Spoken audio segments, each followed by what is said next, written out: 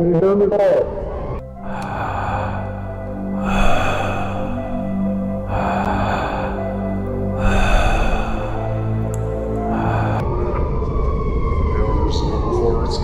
On the phone next door, I think that was your life.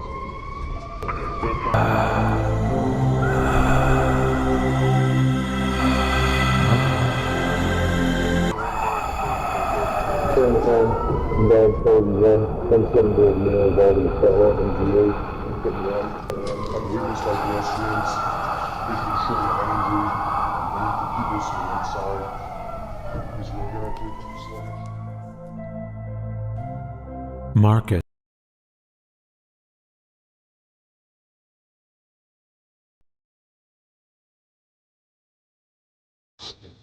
Open your eyes. Where am I? You are about 27,000 light years from Earth in the Sagittarius constellation on the outskirts of globular cluster NGC 6440, discovered by human beings 232 years ago. Turn around for a moment and look up. There's single-celled life in the oceans of that planet up there. Life there will eventually become multicellular and terrestrial. Like on Earth, over 99% of the species there will go extinct before one finally makes it to where we are standing right now, on their moon. If I didn't want it that way, single-celled life, then I would not have made that planet up that way.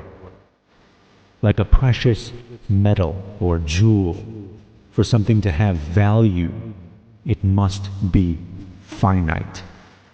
Nothing unlimited is precious, including life. Sabrina, open your eyes. What's happening? Look at the horizon. You are about to see the sunrise of a red hypergiant. And even though we're far from it, the scorched desert world you're standing upon is 2,000 degrees Fahrenheit. Nothing lives here. Yet there are countless such places strewn about the universe like little motes of dust. Though this entire world is but a mote of dust, so too is that red hypergiant when compared to the galaxy it calls home. And though that red hypergiant is but a mote of dust, so too is that entire galaxy when compared to the cloud of galaxies in this tiny corner of the universe. I did not author such massive scale and variety for one type of people to think one type of way. Samuel, open your eyes. I brought you to this place at random. We're in a galaxy far from the Milky Way. You did not know this place existed until you saw it. Space travels faster than the light that passes through it. As galaxies move farther apart, their light will eventually cease to reach each other. Thus, future civilizations, born long after Earth has disintegrated, will know nothing of other galaxies. They'll know a universe of darkness. But you, an organism born billions of years in their past, totally shrouded by time, have seen the beauty of a universe they will never know.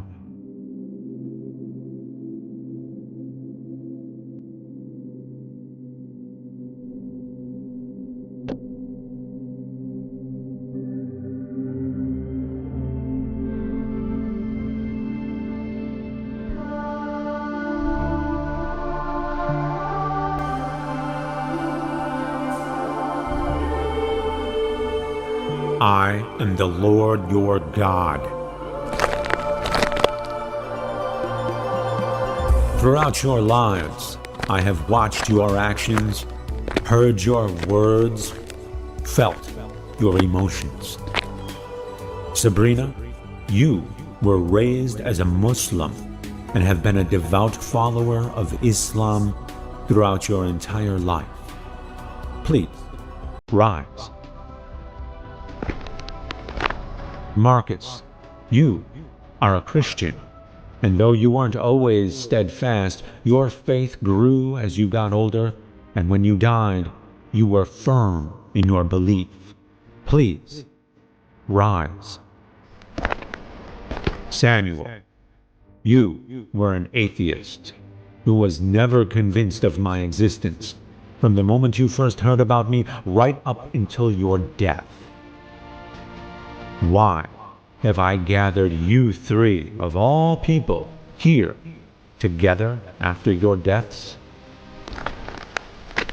You see, I was thinking of building a bar right over there, and I wanted to see what would happen when a Muslim, a Christian, and an atheist walked into it.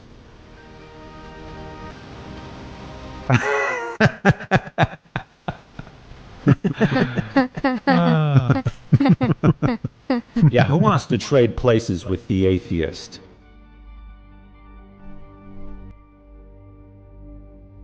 You heard me.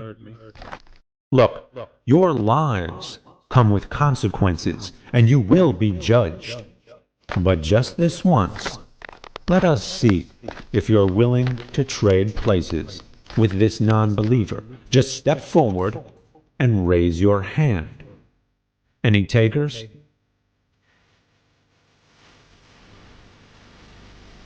I see. Very well. Samuel, I like you. Be at peace. You two, on the other hand, oh boy, do I have some words for you two.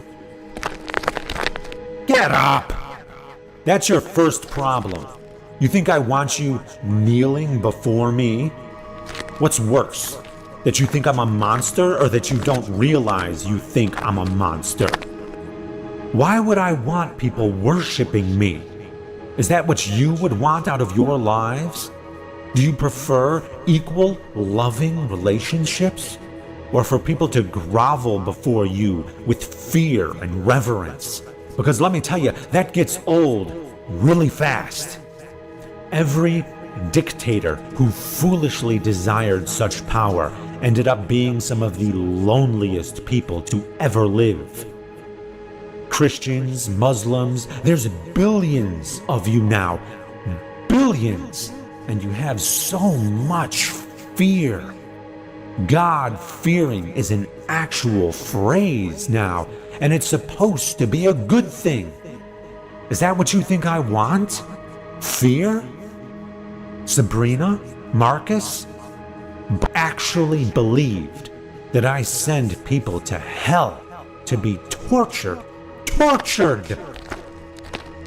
Sabrina, why would you worship someone who tortures people? What choice did I have? You can choose to have integrity, and you can hope that your Creator also has integrity. And if I am an enlightened being, and why wouldn't I be, then should I not also have integrity? Or you can trust those who claim to speak for me. It seems you have done the latter. Marcus, why would you worship someone who tortures people? I just trusted that you would know what's just. God is good. God is love. Love? Since when does love have anything to do with inflicting agony for eternity? You refused to take Sam's place because Sam was an atheist. You believed Sam would go to hell, didn't you? And you trusted that sending Sam to hell would be justice. Sam merely didn't know that I exist. Should I feel insulted because of that? Should that offend me? I don't know. Sam didn't know either of you exist either. Do you feel insulted by that? No. Yet not only did both of you believe in me, but both of you thought I was a monster who sends people to be tortured forever and desires the eternal worship of everyone else. I find that incredibly insulting. You offend me. Why would I want to be around someone like you? Because we know better now. Do you? Yes! How are we supposed to know? Everyone around us believed these things. They were written thousands of years ago. Our churches, our friends, our families, our whole society believed these things. Samuel didn't. Even though he was alienated for it, he still didn't believe it. Throughout his life, he was the one who was called offensive and called out of line for not conforming, sort of like Jesus was. Yet it was the believers who offended me this whole time. It was the believers who nailed Jesus to the cross. You think those holy books weren't written by people just like you? They ate, drank, and slept just like you. They had their ideas about what I'm like, and they projected themselves onto me, using me to justify their preferences just like you. They used me to claim that their opinions were objective truths, that their beliefs were knowledge. They didn't know where they ended and I began. You worshipped the God of the imaginations of ancient people, who, not unlike the people of your time, used their ideas of God to spread their influence politically, culturally, and morally. You fell for it. Sabrina, you fell for it. Samuel did not. I can actually talk to Sam without all that baggage in the way. I can have a relationship with Sam. I can be on equal footing with Sam. What am I supposed to do with you two? Show us the truth. Teach the truth to offensive cowards? Have you not been irreparably damaged? No. We're not afraid of you. Good. Now, we're getting somewhere.